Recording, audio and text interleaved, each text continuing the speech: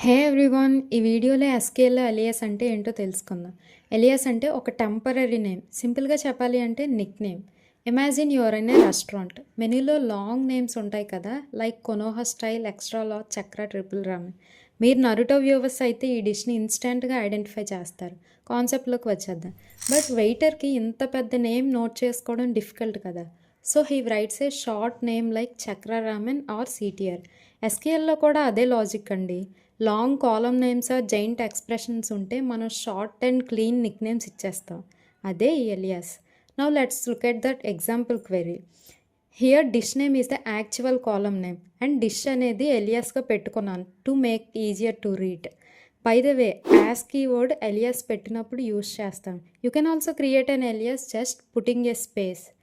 So next time Naruto రామన్‌లో long names వస్తే just alias పెట్టండి.